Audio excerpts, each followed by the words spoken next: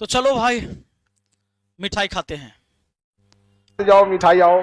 कभी अब सोच रहे हैं दुकान खोल दे मिठाई का, ऐसे ना। खान मिठाई बाबा। खान बाबा की दुकान पे मिठाई खाओ। आज हुआ ये कि आज फिर एक और इनकम टैक्स ऑफिसर बन गया, बेचारा फर्जी। दिक्कत यह है कि ये सब कहते रहते नहीं खान भगवान है, हमारे देवता हैं, उनको तुम बदनाम कर रहे हो। तो समस्या है कि भाई ये चीजें आ जाती है, मैं निकाल निकाल के लेके आ जाता हूं। अभी आपको क्या करना चाहिए, मैं एक सलाह देता हूं खान सर, जितनी भी वीडियो आपके हैं ना यूट्यूब पे, जितने भी आपने इनकम टैक्स ऑफिसर बनाए हैं, आरओ बनाए हैं, दरोगा बनाए हैं, जितने भी ऐसे आए हैं, उन सब की वीडियो आप प्राइवेट कर दो। क्योंकि अगर आप प्राइवेट नहीं करोगे, बाकी छात्रों आपको देखने के लिए बाकी लोग जिनको आंख खोलना है, इनका ये जो फर्जी वाला इनकम टैक्स ऑफिसर बना, इनकम टैक्स डिपार्टमेंट देखो बाबू, इनकम टैक्स डिपार्टमेंट आजकल भाई इसका डिपार्टमेंट बहुत खतरनाक हो गया है। तो इसकी वीडियो मैं नीचे दे देता हूं डिस्क्रिप्शन बॉक्स में। सर तो इसको प्राइवेट कर देंगे, लेकिन ये भी देख लेना जरूरी है। और सर को सलाह है, देखिए आपसे मेरा कोई पर्सनली दुश्मनी तो है नहीं, मामला कहां से शुरू हुआ ये आपको भी पता है, हमको भी पता है, मैंने लोगों को भी बताया है। तो पर्सनली दुश्मनी कुछ है नहीं, नहीं खेत का लड़ाई झगड़ा है। इस वीडियो को हटाइएगा, उससे पहले हम डाउनलोड कर लिए हैं, वो अलग से रहेगा, लोग देख लेंगे, आप चिंता मत करें। पिछला वीडियो जो फर्जी आरओ का वीडियो था ना, ये वाला, तो आप अपने चैनल पर प्राइवेट कर दिए, लेकिन मैं सबको दिखा दिया। ये भी बेचारा फर्जी आरओ आपने बना दिया। वो बेचारा क्या है, डाटा एंट्री ऑपरेटर है। अब इस बेचारे का मैं बता देता हूं हुआ क्या कि ये बेचारा अभी मेन काइंड में एमआर का काम करते हैं, लेकिन फॉर्मल पैंट शर्ट पहनते हैं। खान सर की एक स्टेज पर लेके अगर आ जाते हैं तो मजा आ जाएगा, लोगों को लगेगा भी कि बड़ा सुशील सभ्य विचार का है। तो इसको पकड़ के ले आते हैं। अब जब ये पकड़ के ले आते हैं तो इनका स्टाफ पहले से तैयार रहता है कि खान सर जैसे ही 16 + 2 18 करेंगे तो उधर बगल में खड़ा रहेगा, उसके बाद एंट्री का क्या हुआ तुमको रे, इनकम टैक्स ऑफिसर बन गया। अरे बाप रे बाप, मतलब ये दिखाए कि भाई हमारा छात्र से इतना रिजल्ट ला रहा है और इतनी मिठाइयां लेके आ रहा है कि इधर को मिठाई की दुकान भी खोलना पड़ेगा। छात्र भी ताली गदगद होके बजाते हैं, बड़ा मजा आता है। सर आइए, ज्यादा हम टाइम नहीं लेते हैं, आपको इसका एड्रेस बता देते हैं, आप भूल गए होंगे कहीं। ये देखिए, नाम है इसका सोमनाथ तिवारी, इस लड़के का नाम सोमनाथ तिवारी है। पिता अशोक तिवारी, घर चिकधनिया, और पोस्ट जो है तपोवन है, थाना कुंडा है, और जिला देवघर है, राज्य झारखंड है, और वहां के मुखिया जी हैं त्रिपुरारी दास। ये पूरे पता मैंने इसलिए दे दिया कि कोई भी मीडिया बंधु को अगर जाना हो तो दिक्कत ना हो, खबर ओरिजिनल चलना चाहिए ना।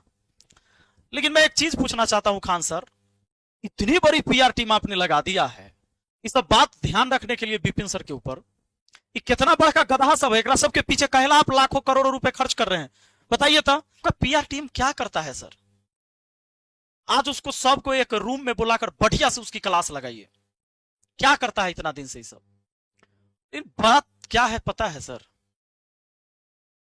जब यहां रिजल्ट खरीदे जाते हैं दूर दूर से, और ऐसे में कोई अगर आ जाए कोचिंग पर चलकर और कह दे कि सर मैं आपका चेला रहा हूं और मैं इनकम टैक्स ऑफिसर में हूं, तो आप तो सोचते हैं कि लाओ इसको जल्दी से स्टेज पर चढ़ाओ और बच्चों को बताओ कि अरे पगला है, सब पढ़ कर इनकम टैक्स ऑफिसर बन गया, अमरी तू सब बन जाएगा। और ऑनलाइन बता देते हैं कि जल्दी अगला बैच में सब जुड़ो, इनकम टैक्स का बैच आ रहा है। और आज हमने बता दिया, और ये मैं नहीं करता हूं, आपके पीछे मैं नहीं लगता हूं। ये चीज को आप छोड़ रखे ना मेरे खिलाफ बोलने के लिए, जो मानवे नहीं करता है कि हम सही बोल रहे हैं, तो समस्या है कि फिर हमको एक और नया सबूत लेके आना पड़ता है।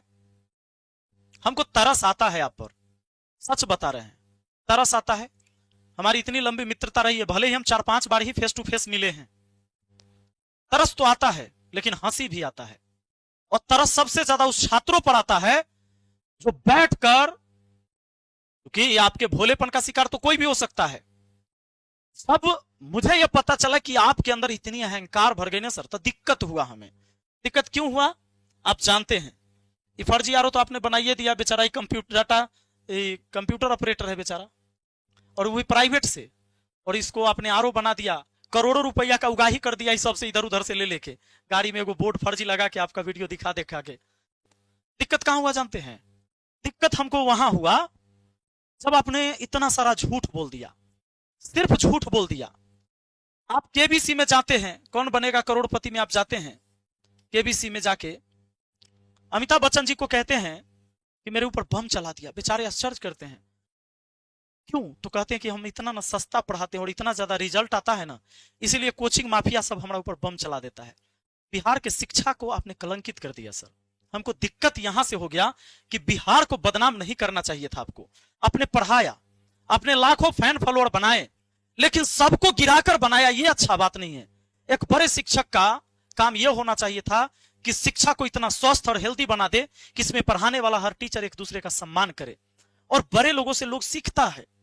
आप जाते हैं शुभांकर मिश्रा जी के शो में, शुभांकर मिश्रा जी के शो में जाते हैं, इसमें बोलते हैं कि 8 से 10 बम हमारा सामने गिर गया, 8 से 10 बम मारा, यहां भी झूठ बोलते हैं। फिर बोलते हैं कोचिंग माफिया सब फेंक दिया। आप कपिल शर्मा के शो में जाते हैं, कपिल शर्मा के शो में जाते हैं, वहां भी जाकर अब फिर से वहां झूठ बोलते हैं कि 8 से 10 बम मारा। और शिक्षा माफिया, कोचिंग वाला, अपने नाम नहीं बताया। अभी भी मैं कहता हूं कि नाम बता दीजिए। इतना बड़ा झूठ नहीं बोलना चाहिए था कि कोई टीचर आपके यहां बम चलवा देता है।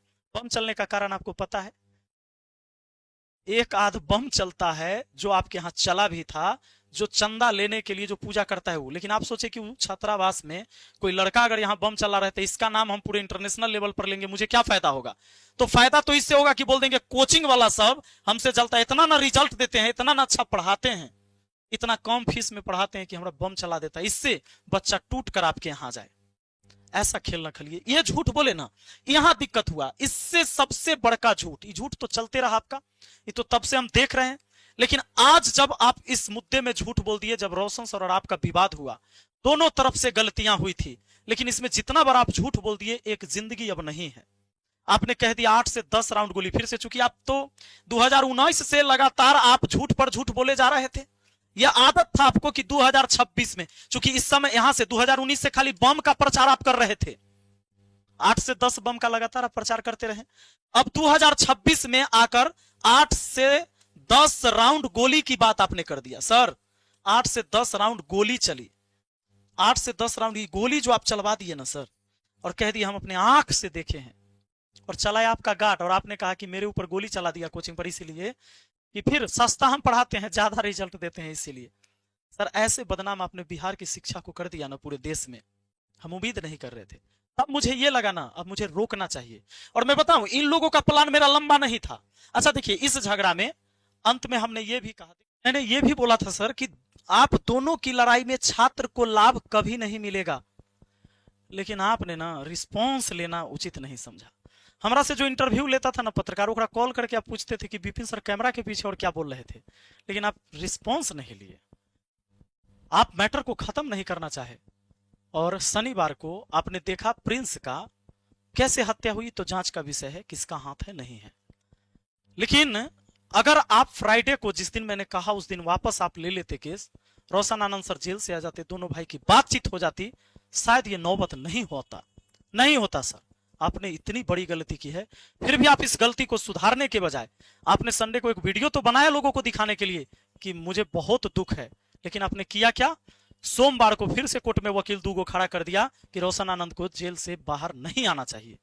लेकिन फिर भी वो जेल से बाहर आए, लेकिन आपके वकील ने डिफेंड किया, वो जेल से बाहर आए। सर, इतना झूठ क्यों? क्या जरूरत है इतनी झूठ की? और ये जो आपके इतने सारे लोग अब हमें गाली देते हैं, क्या हो जाएगा? आपको इतना तो पता है कि मुझे इन चीजों का लालच नहीं, मेरा पेट भर रहा है ना, मैं अच्छी जिंदगी जी रहा हूं, इतना ही चाहिए। मैं इंसान हूं और इंसान की आवश्यकता की चीज चाहिए, उससे ज्यादा लेकर भी क्या करना? इस तरह से झूठ बोल के, बैच बना के, कोर्स बेच के, इस तरह से क्या करना? इतना झूठ बोलते कि किसी की जिंदगी चली जाए। मैं कहता हूं आज भी मुझे कोई शौक नहीं लगा हुआ है। ये जो मैंने किया है ना, ये जो वीडियो आप देख रहे हैं, बस 2 दिन से मैं इसके पीछे लगा हुआ हूं कि आपने कितने फर्जी और कितने सही दरोगा, पुलिस, टीचर, ऑफिसर आपने बनाए हैं। बहुत पकड़ा रहा है सर, बहुत पकड़ा रहा है। हम आपसे रिक्वेस्ट करते हैं, वीडियो बस सब प्राइवेट कर लीजिए। जितना भी आप फर्जी बनाए ना, पता लगा लीजिए कि कितना फर्जी बनाए, सबको प्राइवेट कर लीजिए। और हालांकि आपका अभी भी जो जगह आंख के रोशनी आप छीन लिए हैं, ये सब लिखेगा, सवाल करेगा, वीडियो बनाता है, तो फिर जवाब देने के लिए फिर हमको कुछ फिर लेके आना पड़ेगा। हम नहीं चाहते हैं। मुझे भी लगता है कि मैं रात दिन इसी करने के लिए थोड़े ना पैदा हुआ हूं, डेली डेली मैं यही बताऊं। एक शिक्षक का जो कैरेक्टर है ना, दागदार हो गया इस बार बहुत ज्यादा। हमारा, आपका, सबका, किसी का नहीं बचा। ये बहुत बड़ी जिम्मेदारी आपके ऊपर थी, लेकिन आपके अहंकार ने ना सबको मिटा दिया, बर्बाद कर दिया। और आपका झूठ, सबसे बड़ा जो है झूठ, आप खुद आकर कबूल करिए कि भाई हम पढ़ाएंगे, बस ईमानदारी से पढ़ाएंगे। हमको इस बात से कोई मतलब नहीं है कि ओकर वीडियो बनाना है, कर फोटो बनाना है, ई पास हो गया, वो पास हो गया, एक वजह से तू कोर्स ले लो। हर टीचर को यही करना चाहिए, सिर्फ आपको नहीं। आप पढ़ाने पर ध्यान दीजिए, पढ़ाइए, अच्छा पढ़ाइएगा। जो अच्छा पढ़ाएंगे उनसे स्टूडेंट पढ़ते हैं। अच्छा, बहुत लोग के हमारा चिंता है मुखिया आई विधायक न बने से। रे पगला से हम एगो बात पूछना चाहते हैं। हम मुखिया बन गए, अगली बार नहीं बनेंगे, क्या हो जाएगा? हम विधायक का चुनाव नहीं जीते, क्या हुआ? हार जीत होता है। अटल बिहारी वाजपेयी जी जैसे नेता, मनमोहन सिंह जैसे लोग चुनाव हारे। हम क्या हैं? उन लोग के सामने हम कुछ हैं, एक धूल के कण के बराबर भी नहीं है। तो ये क्या मतलब हुआ? लोग हमें पसंद करेंगे तो फिर से चुनेंगे, नहीं पसंद करेंगे नहीं चुनेंगे। सिंपल बात है। हमारा मन होगा तो हम चुनाव लड़ेंगे, हमारा मन नहीं होगा हम नहीं लड़ेंगे। सिंपल बात है ये। तो मेरे लिए चिंता मत करो। मेरा परिवार अच्छा से खा पी रहा है और रह रहा है। अब छत के नीचे रहता है, अब झोपड़ी में नहीं रहते हैं। थे, बहुत कमाए, बहुत मेहनत किए। 2011 से जब इंटर पास किए तब से बहुत मेहनत किए, तो हम अच्छी जिंदगी जीते। हमारी चिंता मत करो। मुझे दाल रोटी सब्जी दूध दही इतना मिल जाए, रहने के लिए छत का घर है, अब चढ़ने के लिए गाड़ी है, और 2-4-10 अच्छे दोस्त भी हैं। और जो लगातार झूठ पर झूठ और इतना झूठ बोले, उनके मैं आज खिलाफ भी हूं। मेरा इनसे कोई पर्सनली दुश्मनी नहीं, मेरा जमीन का झगड़ा नहीं है।